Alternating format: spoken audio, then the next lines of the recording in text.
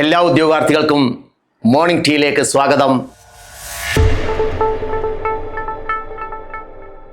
Hajas classes, ഞാൻ സലിം ഷാ. പുലർച്ചെ ഒരു കപ്പ് ചായയ്ക്കൊപ്പം പുതിയ കുറച്ച് അറിവുകളുമായി ഞങ്ങൾ വീണ്ടും എത്തിയിരിക്കുന്നു.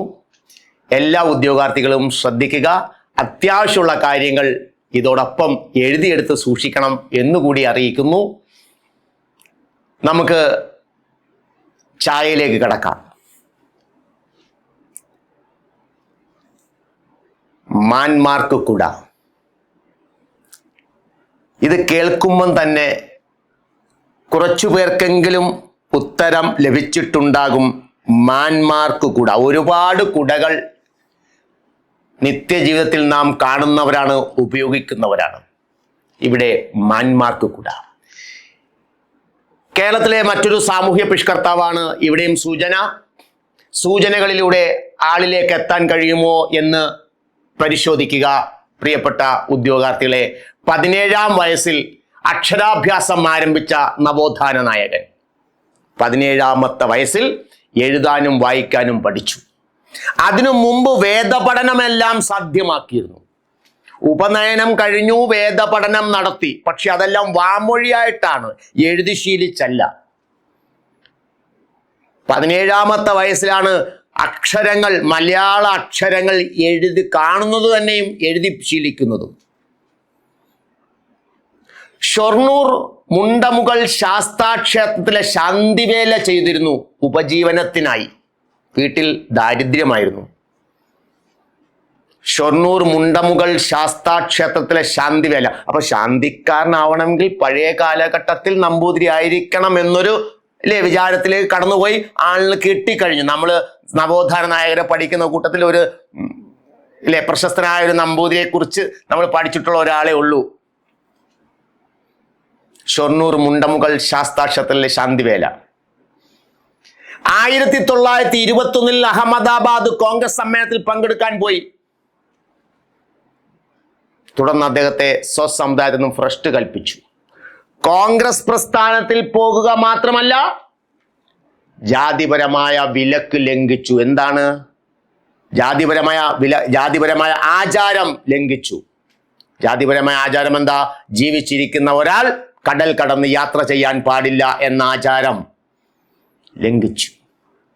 അപ്പൊ 1921 അഹമ്മദാബാദ് കോൺഗ്രസ് സമ്മേളനത്തിൽ പങ്കെടുത്തതിന്റെ പേരിൽ സ്വസമുദായത്തിൽ നിന്നും ഭ്രഷ്ട് കൽപ്പിക്കപ്പെട്ടയാൾ, ഷൊർണൂർ മുണ്ടമുകൾ ശാസ്താക്ഷേത്രത്തിൽ ശാന്തിക്കാരനായിരുന്നയാൾ, 17-ാം വയസ്സിൽ അക്ഷരാഭ്യാസം നേടിയ വ്യക്തി, കറുത്ത പട്ടേരി എന്ന് വിളിക്കപ്പെട്ട സാമൂഹ്യ പരിഷ്കർത്താവ്. കറുത്ത പട്ടേരി ഇപ്പൊ കിട്ടിയല്ലോ.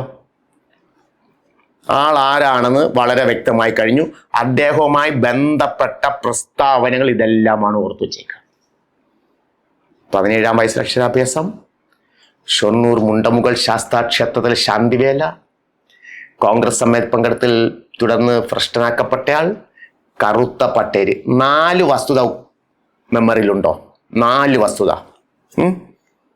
4 വസ്തുതയും ഉറപ്പിച്ചെങ്കിൽ ആ മോർണിംഗ് ടീ അടുത്ത സാധനം കൂടി പറയുന്നു.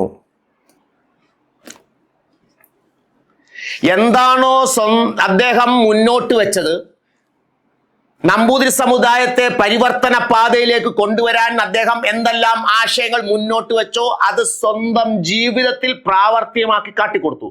പ്രസംഗിക്കാൻ എല്ലാവർക്കും അറിയാം. അത് സ്വജീവിതത്തിൽ പ്രാവർത്തികമാക്കി കാണിച്ചു കൊടുക്കുമ്പോഴാണ് അതിന് പ്രാധാന്യം ഉണ്ടാവുക. അല്ലേ? നമുക്ക് ഇഷ്ടംപോലെ ആശയങ്ങളും വസ്തുതകളും ഒക്കെ നമുക്ക് പ്രഘോഷിക്കാം, പ്രസംഗിക്കാം. പക്ഷേ ചെയ്തു കാണിക്കാൻ ബുദ്ധിമുട്ടുണ്ടായിരിക്കും. അല്ലേ? ഇഷ്ടംപോലെ പഠിക്കണം, അയാളെ പോലെ ആവണം, ആ റാങ്ക് വാങ്ങണം. പക്ഷെ ചെയ്യാൻ വലിയ പാടാ. അതിനുള്ള സമയം നമ്മൾ കണ്ടെത്തുന്നില്ല എന്നുള്ളതാണ്. അല്ലേ? മറ്റുള്ളവരുടെ വിജയത്തിൽ നമ്മൾ സന്തോഷിക്കുന്നു, അതേപോലെ എനിക്കും നേടണമെന്ന് നമ്മൾ വിചാരിക്കുന്നത് പോലെ പ്രവർത്തിക്കുന്നില്ല. അതുകൊണ്ട് നമ്മൾ വീണ്ടും ഇരുന്നു പോകുന്നു. എന്താണോ മുന്നോട്ട് വെച്ച ആശയം, മിശ്രവിവാഹം അദ്ദേഹം മുന്നോട്ട് വെച്ച ആശയമാണ്.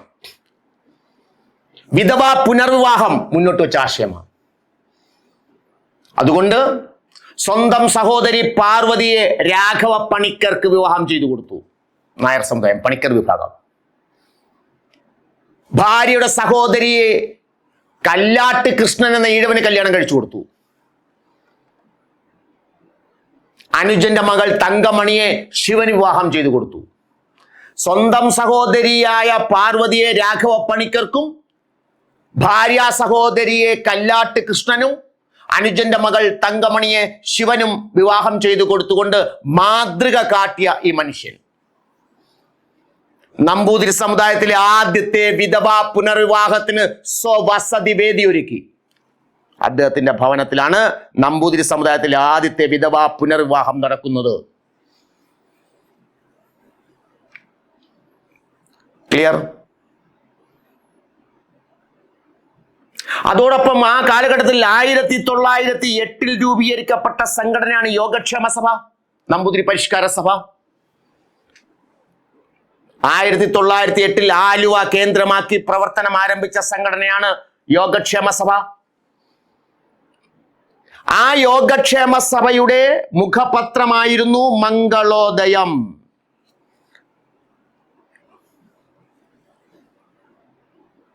മംഗളോദയത്തിന്റെ ആദ്യത്തെ എഡിറ്ററായിരുന്നു ചങ്ങമ്പുഴ കൃഷ്ണപിള്ള.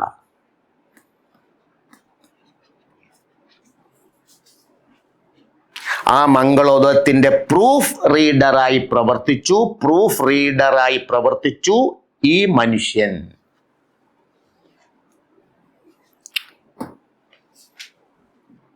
അപ്പൊ മിശ്രവിവാഹത്തെ പിന്താങ്ങിയ ആൾ, വിധവാ പുനർവിവാഹത്തെ പിന്താങ്ങിയ വ്യക്തി. അതോടൊപ്പം തന്നെ നമ്പൂതിരി സമുദായത്തിലെ ആദ്യത്തെ വിധവാ പുനർവിവാഹത്തിന് നേതൃത്വം കൊടുത്തയാളാണ്. സ്വന്തം ഭവനത്തിൽ അതിന് വേദിയൊരുക്കി. നമ്പൂതിരി പരിഷ്കരണ പ്രസ്ഥാനമായ യോഗക്ഷേമ സഭ രൂപീകരിച്ച വർഷം ഏത്? 1908. യോഗക്ഷേമ സഭ രൂപീകരിച്ച സ്ഥലം ഏത്? ആലുവ.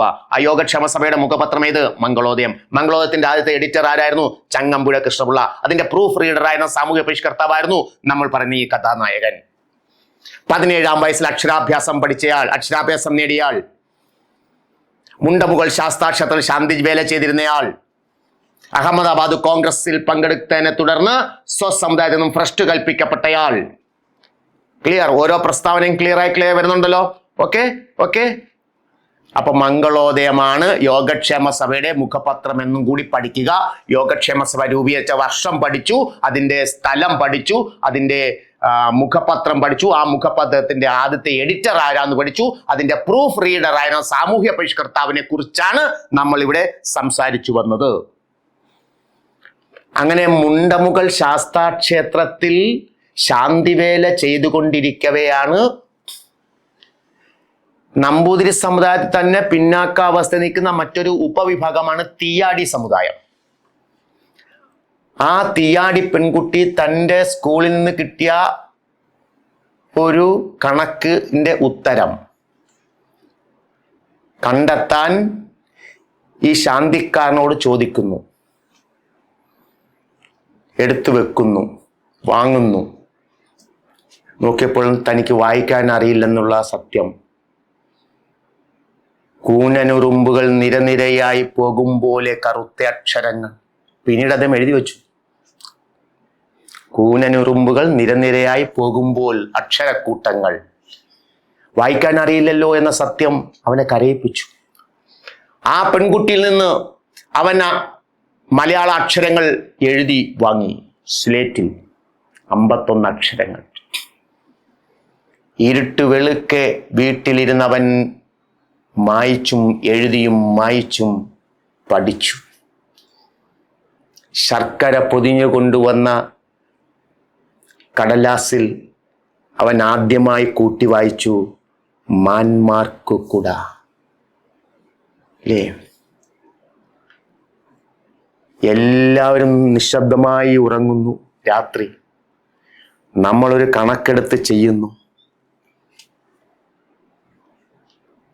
നമ്മുടെ മുറിയിൽ ഒറ്റയ്ക്ക് ഒരു വെളിച്ചം, കഥയെല്ലാം അടച്ചിട്ട് നമ്മളൊരു കണക്ക് പഠിച്ച ഒരു കണക്ക് തനിയെ ഒന്ന് ചെയ്തു നോക്കുന്നു. ഉത്തരം കിട്ടുമ്പോഴുള്ളൊരു സന്തോഷമുണ്ട്. മറ്റേ നമ്മൾ പരിശീലന കേന്ദ്രത്തിൽ പോയിരുന്നാലും നമ്മൾ അടുത്തിരിക്കുന്ന ആളെ നോക്കിക്കളയും. അല്ലേ? സ്വന്തമായി നമ്മൾ ചെയ്യുമ്പോൾ നമുക്ക് കിട്ടുന്ന ഉത്തരം കിട്ടുമ്പോഴുള്ള ഒരു ആശ്വാസമുണ്ടല്ലോ, എന്നതുപോലെയാണ് സ്വന്തമായി അവൻ കൂട്ടി വായിച്ചു മാന്മാർക്ക് കൂടാ. അപ്പോ തീയാടി പെൺകുട്ടിയിൽ നിന്നും അക്ഷരാഭ്യാസം നേടിയ സാമൂഹ്യ പരിഷ്കർത്താവാണ് ഇദ്ദേഹമാണ്. ആ യോഗക്ഷേമ സഭയുണ്ടല്ലോ, 908 രൂപീകരിക്കപ്പെട്ട യോഗക്ഷേമ സഭയുടെ യുവജന വിഭാഗം, യുവജന സംഘം. യോഗക്ഷേമ സഭയുടെ യുവജന വിഭാഗം, യുവജന സംഘം. യോഗക്ഷേമ സഭയുടെ യുവജന വിഭാഗം, യുവജന സംഘം 919 രൂപീകരിച്ചു. ആ യുവജന സംഘത്തിന്റെ മാസികയാണ് ഉണ്ണി നമ്പൂതിരി. യുവജന സംഘത്തിന്റെ മാസിക ഉണ്ണി നമ്പൂതിരി. മംഗളോദയം പലപ്പോഴും PSC ചോദിച്ചിട്ടുള്ളത് യോഗക്ഷേമ സഭയുടെ മാസിക. ആൻസർ ഉണ്ണി നമ്പൂതിരി കൊടുത്തിട്ടുണ്ട്. PSC അംഗീകരിച്ചത് കൊണ്ട് നമ്മളും അത് തന്നെ പറയുന്നു. പക്ഷെ മുഖപത്രം ഏതെന്ന് ചോദിച്ചാൽ യോഗക്ഷേമ സഭ 1908 രൂപീകരിക്കപ്പെട്ട യോഗക്ഷേമ സഭയുടെ മുഖപത്രം മംഗളോദയം. ആ യോഗക്ഷേമ സഭയുടെ യൂത്ത് വിങ്, യുവജന വിഭാഗം, യുവജന സംഘം. ആ യുവജന സംഘത്തിന്റെ മാസികയാണ് യഥാർത്ഥത്തിൽ ഉണ്ണി നമ്പൂതിരി. ചെറുപ്പക്കാരായ നമ്പൂതിരിമാർ, ഉണ്ണി നമ്പൂതിരി, യുവാക്കൾ. ക്ലിയർ? നമ്പൂതിരി സമുദായത്തിൽ നിലനിന്നിരുന്ന പരിവേദനം, അതിവേദനം എന്നിവയ്ക്കെതിരെ പോരാടിയ സാമൂഹ്യ പരിഷ്കർത്താവാണ് നമ്മുടെ ഈ കഥാനായകൻ. നമ്പൂതിരി സമുദായത്തിൽ നിലനിന്നിരുന്ന പരിവേദനം, അതിവേദനം എന്നിവയ്ക്കെതിരെ പോരാടി. എന്താ പരിവേദനവും അതിവേദനവും? നമ്പൂതിരി സമുദായത്തിലെ ഇല്ലത്തെ മൂത്ത ആൺകുട്ടി മാത്രമേ നമ്പൂതിരി പെൺകുട്ടിയെ വിവാഹം ചെയ്യാവൂ. വേളി. അനിയൻ നമ്പൂതിരിമാർക്ക് നമ്പൂതിരി പെൺകുട്ടികളെ കല്യാണം കഴിക്കാനുള്ള അനുമതിയില്ല. അനിയൻ നമ്പൂതിരിമാർ, അബ്ബൻ നമ്പൂതിരിമാർ എന്നറിയപ്പെടും. അവർ എന്ത് ചെയ്യണം? നായർ കുടുംബത്തിൽ പോയി സംബന്ധം കൂടിക്കോണം. ക്ലിയർ? ഇതാണ് പരിവേദനവും അതിവേദനവും. അപ്പൊ മൂത്ത ആൺകുട്ടി മാത്രമേ, മൂത്ത ഇല്ലത്തെ ആള് മാത്രമേ നമ്പൂതിരി പെൺകുട്ടിയെ കല്യാണം കഴിക്കുന്നുള്ളൂ. അപ്പൊ ധാരാളം നമ്പൂതിരി സ്ത്രീകൾ അവിവാഹിതരായി തുടർന്നു. അപ്പൊ മിശ്രവിവാഹത്തിലേക്ക് പോകുന്നു. മിശ്രവിവാഹമല്ല, ബഹുഭാര്യാത്വം എന്ന അവസ്ഥയിലേക്ക് പോകുന്നു. ബഹുഭർത്തൃത്വം എന്ന അവസ്ഥയിലേക്ക് പോകുന്നു. മൂത്ത ആള് തന്നെ ഒന്നിലധികം പെൺകുട്ടികളെ വിവാഹം കഴിക്കാൻ തുടങ്ങുന്നു. ക്ലിയർ അല്ലേ? ആ അവസ്ഥയാണ് പരിവേദനവും അതിവേദനവും എന്ന് അറിയപ്പെട്ടിരുന്നത്. അതിനെതിരെ പോരാടിയ ആളാണ്. ക്ലിയർ? അപ്പോൾ തീയാടി പെൺകുട്ടി നിന്നും അക്ഷരാഭ്യാസം നേടിയ ആളാണ്. നമ്പൂതിരി യുവജന സംഘത്തിന്റെ സ്ഥാപകരിൽ ഒരാളാണ്. നമ്പൂതിരി യുവജന സംഘത്തിന്റെ മാസിക ഉണ്ണി നമ്പൂതിരി അന്ന് ആ കാലഘട്ടത്തിൽ പ്രധാനപ്പെട്ട മാസികയായിരുന്നു. ആ ഉണ്ണി നമ്പൂതിരിയാണ് ഗുരുവായൂർ സത്യാഗ്രഹത്തെ കുറിച്ചൊക്കെ EMS ലേഖനം എഴുതിയിരുന്നത്. ഗുരുവായൂർ സത്യാഗ്രഹത്തെ കുറിച്ചുള്ള റിപ്പോർട്ടുകളെല്ലാം പുറം ലോകം അറിയുന്നത് പ്രധാനമായും ഉണ്ണി നമ്പൂതിരിയിലൂടെയാണ്. ആ ലേഖനങ്ങളും വിവരങ്ങളും വാർത്തകളും ഗുരുവായൂർ സത്യാഗ്രഹത്തെ കുറിച്ചുള്ള വാർത്തകളൊക്കെ അതിനകത്ത് അറിയിക്കുന്നത് EMS നേതൃത്വത്തില്ല. അപ്പൊ ഈ കാര്യങ്ങൾക്കെല്ലാം നമ്പൂതിരി സമുദായത്തിലെ ഈ പരിഷ്കാരങ്ങൾക്ക് വേണ്ടി എല്ലാം പ്രവർത്തിച്ച സാമൂഹ്യ പരിഷ്കർത്താവായിരുന്നു ഇദ്ദേഹം. 1931 ഗുരുവായൂർ സത്യാഗ്രഹ കാലത്ത് അമ്പലങ്ങൾക്ക് ഇനി തീ കൊളുത്താം എന്ന വിവാദ പ്രസ്താവന നടത്തിയ ആളാണ്. ഗുരുവായൂർ സത്യാഗ്രഹ കാലത്ത് അമ്പലങ്ങൾക്ക് ഇനി തീ കൊളുത്താം എന്ന വിവാദ പ്രസ്താവന നടത്തിയ VT ഭട്ടതിരിപ്പാട്, വെള്ളിത്തിരുത്തി താഴത്തുമനയിൽ രാമൻ ഭട്ടതിരിപ്പാട്. എന്താണ്? വെള്ളിത്തിരുത്തി താഴത്തുമനയിൽ, വെള്ളിത്തിരുത്തി താഴത്തുമനയിൽ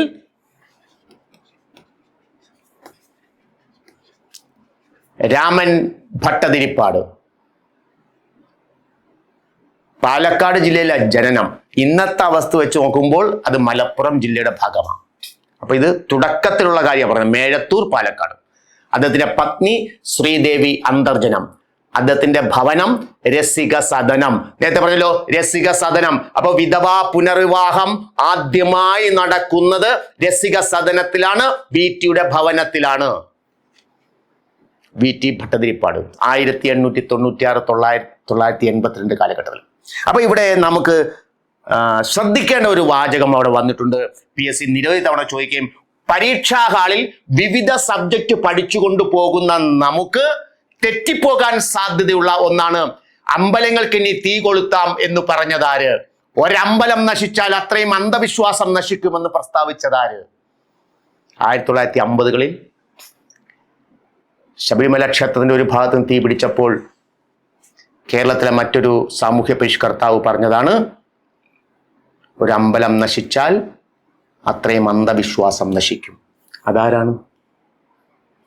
ഇത് അമ്പലങ്ങൾക്കിനി let's set fire temples during the period of Guruvayur Satyagraha. He commented, VT Bhattathiripad commented, അഭിപ്രായപ്പെട്ടു, അമ്പലങ്ങൾക്കിനി തീ കൊളുത്താം. ഒരമ്പലം നശിച്ചാൽ അത്രയും അന്ധവിശ്വാസം നശിക്കും. C. കേശവൻ. ക്ലിയർ ആണല്ലോ. അപ്പൊ ഇവിടെ മേഴത്തൂർ പാലക്കാടാണ്. നിലവിൽ എല്ലാവരും പറയുന്നത് മലപ്പുറം ജില്ല, പൊന്നാനി മലപ്പുറം ജില്ലയുടെ ഭാഗമായിട്ടാണ് രേഖപ്പെടുത്തിയിരിക്കുന്നത്. ഇത് ജനന സമയത്താണ് മേഴത്തൂർ പാലക്കാട് പറയുന്നത്. ക്ലിയർ ആണല്ലോ. VTയെ കുറിച്ച് പഠിക്കുമ്പോൾ അദ്ദേഹത്തിന്റെ ജാഥകൾ പഠിച്ചിരിക്കണം. 1931 അദ്ദേഹം നടത്തിയ യാചന യാത്ര തൃശ്ശൂർ മുതൽ ചന്ദ്രഗിരി പുഴ വരെ എല്ലാ ഉദ്യോഗാർത്ഥികളും പഠിച്ചു വച്ചിരിക്കുകയാണ്. എന്താ ലക്ഷ്യം? അതാ എനിക്ക് വേണ്ടത്. മോർണിംഗ് ടീയിലൂടെ നിങ്ങൾ പഠിക്കുമ്പോൾ നിങ്ങൾക്ക് പുതിയതായ ഒരു വസ്തുത നിങ്ങൾക്ക് ലഭിച്ചിരിക്കണം. ഒരു പുതിയ അറിവ്, ഒരു ചെറിയ ഫയർ ഉള്ളിൽ തട്ടണം. ഇല്ലേ? ഉണ്ടാവുമെന്ന് ഞാൻ കരുതുന്നു. അഭിപ്രായങ്ങൾ രേഖപ്പെടുത്തുക. എന്താ യാചനായാത്രയുടെ ലക്ഷ്യം? തൃശ്ശൂർ മുതൽ ചന്ദ്രഗിരി പുഴ വരെ യാചനായാത്ര. 31 യാചനായാത്ര തൃശ്ശൂർ മുതൽ ചന്ദ്രഗിരി പുഴ വരെ. ലക്ഷ്യം തൃശ്ശൂരിലെ നമ്പൂതിരി മഠങ്ങളിൽ പഠിക്കുന്ന നിർധനരായ നമ്പൂതിരി കുട്ടികളെ പഠിപ്പിക്കാൻ ധനസമാഹരണം.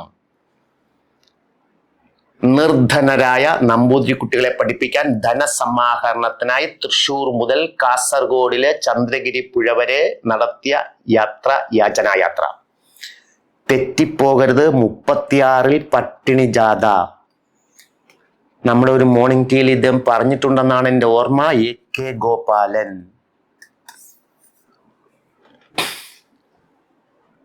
ക്ലിയർ. പലവിധ കാരണങ്ങളാൽ സമുദായത്തിൽ നിന്നും ഭ്രഷ്ട് കൽപ്പിക്കപ്പെട്ടവരായിട്ടുള്ള നമ്പൂതിരിമാർ, അതുപോലെ മറ്റു വിവിധ സമുദായങ്ങളിൽ അവശത അനുഭവിക്കുന്ന ആൾക്കാർ എല്ലാവരും ഒത്തു താമസിക്കുന്ന ഒരു ലോകത്തെക്കുറിച്ച്, ഒരു സമൂഹത്തെക്കുറിച്ച് VT സ്വപ്നം കണ്ടു.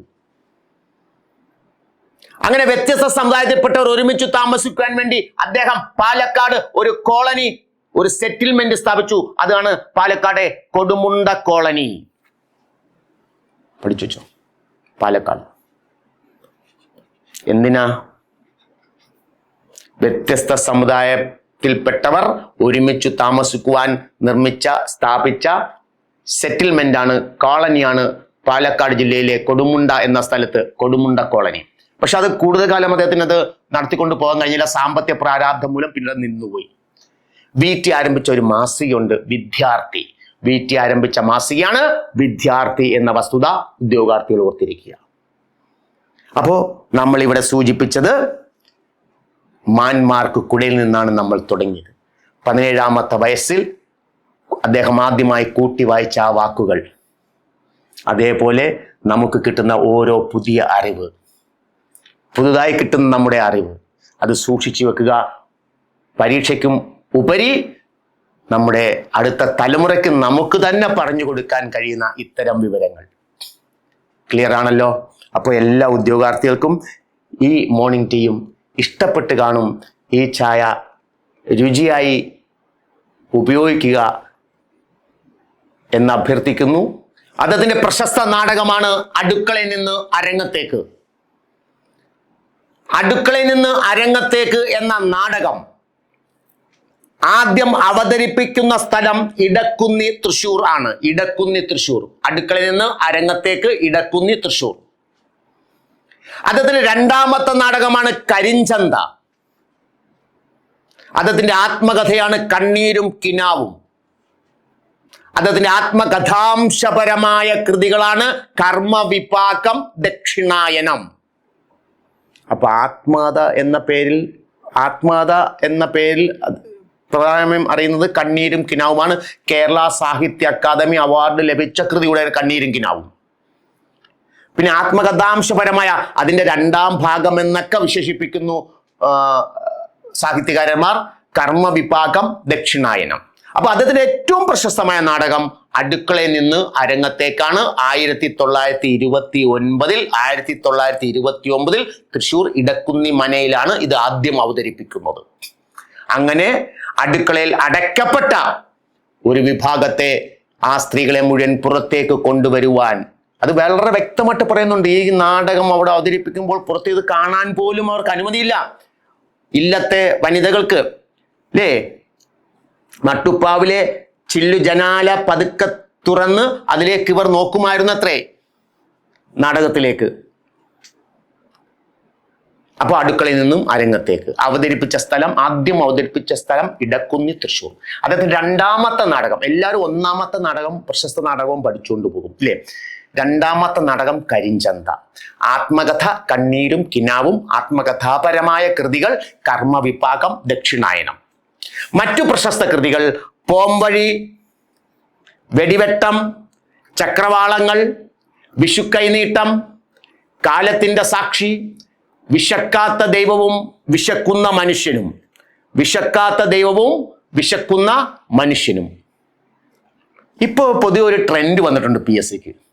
ഈ സാമൂഹ്യ നവോത്ഥാന പ്രസ്ഥാന പ്രവർത്തകർ അവരുടെ സേവനങ്ങളെക്കുറിച്ച് നിരവധി ചോദിച്ചു കഴിഞ്ഞു. ഇപ്പൊ എന്താ കാണുന്നത്, ചില വരികൾ തന്നിട്ട് ആരുടേതാണെന്ന് ചോദിക്കുന്ന ഒരു ട്രെൻഡ് വളർന്നു വരുന്നുണ്ട്. VT പറഞ്ഞത് എന്താ, ഞാനൊരു ശാന്തിക്കാരനായിരുന്നെങ്കിൽ വെച്ചു കഴിഞ്ഞ നിവേദ്യം വിശന്നു വലയുന്ന കേരളത്തിലെ പാവങ്ങൾക്ക് വിളമ്പിക്കൊടുക്കും. കരിങ്കല്ലിനെ കല്ലായി തന്നെ കരുതുക, മനുഷ്യനെ മനുഷ്യനായും. ക്ലിയർ? പിന്നെ ഗുരുവായൂർ സത്യാഗ്രഹവുമായി ബന്ധപ്പെട്ട ആ വാചകം അല്ലേ, അമ്പലങ്ങൾക്ക് ഇനി തീ കൊളുത്താം. അപ്പൊ ഇതുമായി ബന്ധപ്പെട്ട് VTയുടേതാണ് ഈ വസ്തുതകൾ, ഈ വരികളും എന്ന വസ്തുതയും കൂടി ഉദ്യോഗാർത്ഥികൾ ഓർത്തിരിക്കുന്നത് ഉചിതമായിരിക്കും എന്ന് അഭിപ്രായപ്പെടുന്നു. Thank you.